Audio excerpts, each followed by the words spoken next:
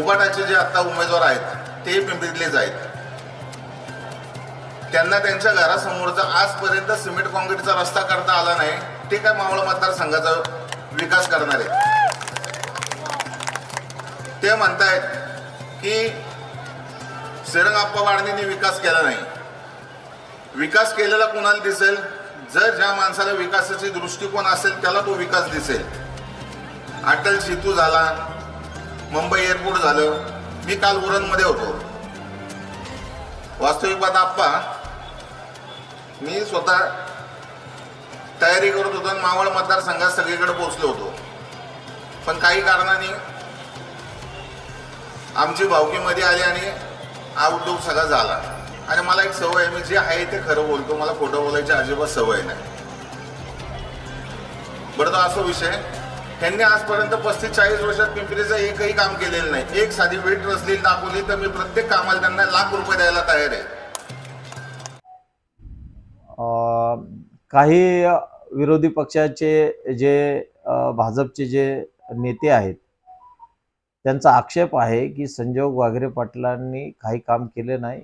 एक काम दाखवा आणि 1 लाख रुपये बक्षीस घ्या. जर असं असेल तर संजोग वाघरे पाटील 35 वर्ष निवडून येतात. ते महापौर होते, त्यांच्या मंडळी स्टँडिंग कमिटी चेअरमन होत्या, त्यांचे वडील महापौर होते.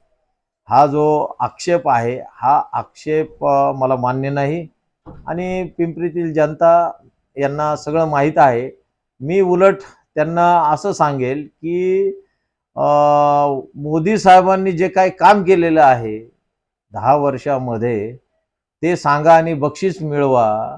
कारण की आज प्रचार सुरू झालेला आहे आणि मोदी साहेब जे आहेत ते स्वतःच्या 10 वर्षामध्ये काय केलं हे देशाला सांगत नाही आणि भविष्यामध्ये काय करणार आहे हे देखील देशाला सांगत नाही.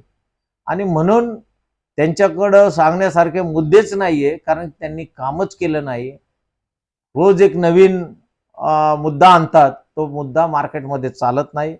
आता हिंदू मुस्लिम माध्यमातून या देशामध्ये ध्रुवीकरण करण्याचा प्रयत्न चालू आहे. देशातील हिंदूही जागृत आहे, देशातील मुसलमान देखील जागृत आहे. आणि हे हिंदू मुसलमान मिळून भाजपला सत्तेवरून पायउतार करणार आहेत असं आम्हाला लोक जनमतातून समजतंय. आणि म्हणून हे जे काय खोटं बोलणं आहे हे देशाने पाहिलेले, देशाच्या नागरिकांनी पाहिलेलं आहे. 10 वर्ष सत्ता, 10 वर्ष काय कार्यकाळ हा कमी नसतो.